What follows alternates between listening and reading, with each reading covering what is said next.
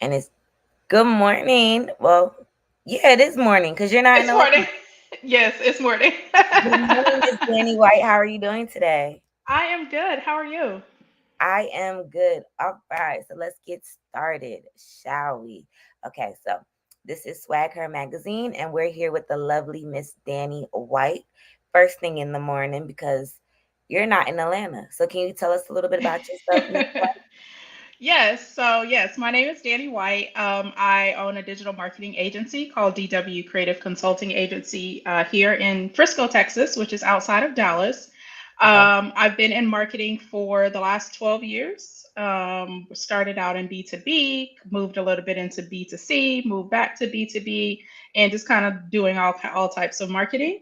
It's been a fun ride, and yeah, that's a little bit about me. I was born and partially raised in Atlanta, Okay. Athens, Georgia. Born in Athens, Georgia. Okay. My family still, my mom's side of the family still lives near Atlanta. So I am actually coming there next week for a speaking engagement. So Nice. that's fun. I love going back and forth to Atlanta. So yes, I enjoy it. It's not the Okay. same, like we said, but Atlanta has it's definitely changed throughout the yes, years. for So sure. B2B is business to business, right? Yes, B2B is business to business, and then B2C, business to consumer. Business to consumer. Okay, that's what I was going to ask you next. What was the B2C mean? Okay. So can you discuss how personal branding extends beyond just social media presence? Yes. So, what I run into a lot with a few of my clients is they're trying to build their business brand, but they haven't really established a personal brand. Like people don't know who they are Okay. as a person. And so that's kind of how I've got into like I guess, the world of personal branding, Mm-hmm. and kind of doing that beyond social media because social media it's a messy place. If social media is a messy place, the algorithm is constantly changing, and it frustrates people when they put out content and it doesn't get the replies or the likes or the shares that they want. And so, what I've been doing over the last year is kind of guiding some of my clients into expanding their personal brand Okay. into more own media. So building an email list, which is a slower process, but a more Mhm. beneficial process in the long term, right? Right. Starting to take a deep dive into like their thought leadership. What are the opinions that you have or strong opinions that you have about a particular topic or theme or something in your industry that is not right and that you would like to change, those types of things, and creating thought leadership around that. Okay. Being able to share that thought leadership in different publications. It could be publications that you own and create, or publications that you don't own and that have more higher SEO authority than a website that you just created, right? Okay. Those types of things. So building a personal brand outside of social media, because at the end of the day, we don't really own any of our social media channels. Like if Facebook chose to shut down tomorrow, Right. Facebook, Instagram, WhatsApp, it will all be gone, And right? And there will be Instagram always glitches. It's the it, Instagram always shuts down. And I'm glad that you said newsletter because whenever yes, it does shut down, I send out a newsletter to my folks. yes, exactly. You are doing it the right way, right? But I feel like because it's not a fast way to build a brand, people Right. kind of shy away from it. And so it's a slower process, but if you're really consistent at it, you can build a personal brand where people automatically recognize you for not just how you look or because they saw you on an Instagram page, but they recognize you for your thoughts. They recognize you for the things that they receive into their email box. Because email, if we really think about it, like email is really the only thing that you can have to stay in contact with a person. Right. Email or their phone number if they choose to give it up, right? But If they choose social to media, keep it if up. they choose to give it up, exactly. So it's just about going beyond social media, Okay. and finding ways to grow your audience, gain visibility, and if you're in business, like to gain more customers. Okay. So what would you say are some effective offline strategies? Because the newsletter that still kind of seems online. So what would Mhm. you say would be some effective strategies to build a personal brand offline? Offline, so collaborating with peers in your industry. um, different ways that you can collaborate. They're you're going to meet them offline in most cases, right? Because you can do networking. You can Hmm. go to various networking events. You can join your how do I say? You can join your local chamber of commerce. You can do certain things like that. Go to different trade shows or events, conferences, things like that, and meet people that are in your industry or industry adjacent to you, and then start creating connections and collaborating with them. I feel like that is the most beneficial way Hmm. to start growing your personal brand. So I'll give an example. So next week, I told you we're coming to Atlanta for a speaking engagement. It's a conference that I met. I met the lady at a Chamber of Commerce here in Dallas. Chamber. Um, And let me write she's that down. yes, so I met her through our local chamber of commerce, Hmm. and she's a business consultant, a clarity and vision coach for businesses. Okay. And I spoke at her conference last year. The conference is called Pen to Paper, and just from there, like we have been chatting, of course, with other entrepreneurs that we've also met as part of the chamber. And she's created this tour that is now going to different cities and conducting business workshops for Okay. 4 hours on a Saturday. And so now we're a part of that, right? So it's just the internal collaboration with people, of course, making sure that like your values align, like your personalities kind of aligned, like y'all are on the same page. Right. You don't want to just collaborate for the sake of collaboration. Right. But because of that collaboration, we are now going to different cities. We're now sharing our thought leadership in those cities for these business workshops. And so it's just a good way to, one, meet new people, and then two, grow your thought leadership and collaborate with other people. Because I always say collaboration over competition all day, every day. I think it's so hard to find people to collaborate with, like especially if some people It think is. they're too good or too higher up. So do you have any advice for people that are trying to find people to collaborate with and it's just like not really working? I'm gonna say that like I've struggled with that a lot, especially when I first like started building my business here in Dallas. Okay. Um, I think there are certain groups and certain subsets of people where you get into the group and it can be you can feel very less than, Right.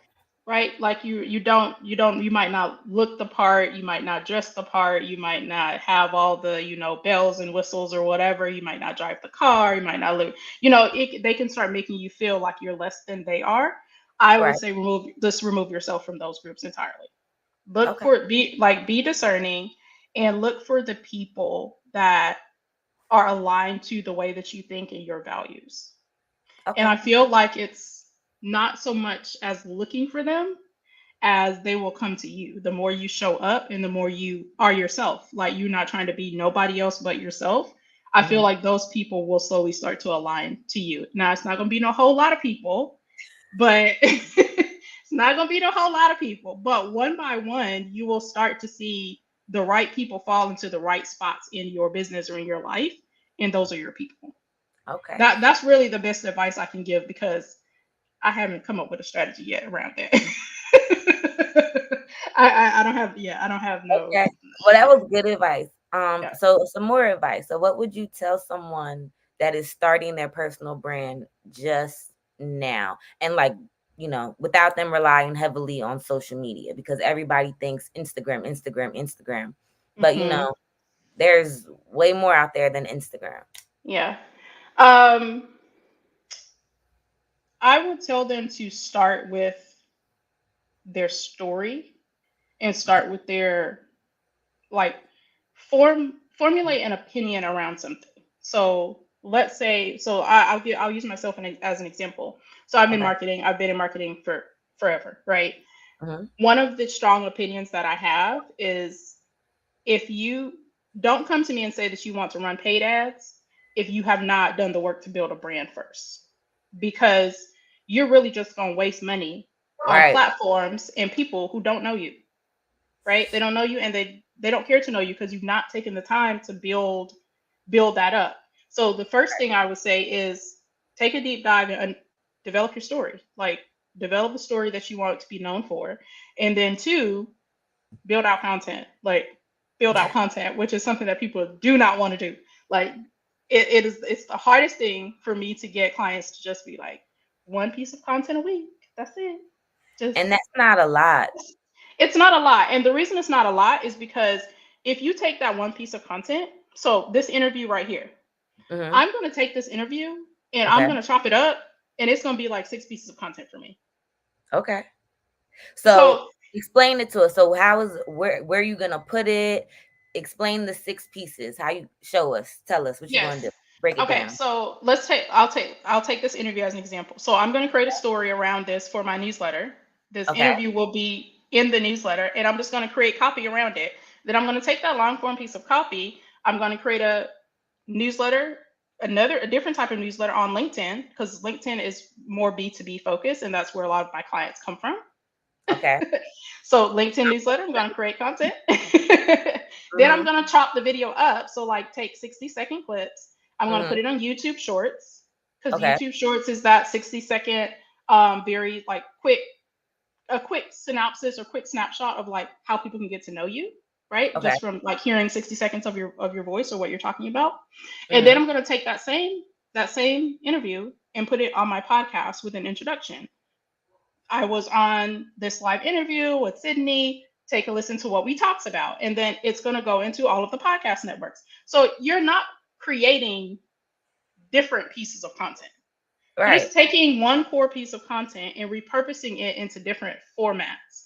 And I think people feel like that's a lot of work, but it's not a lot of work. It's not a lot of work at all. I'm just writing notes. This is a great you're doing great. You're doing great stuff here. Okay. Next question. Can you give an example of how you successfully leverage personal interactions to enhance your brand?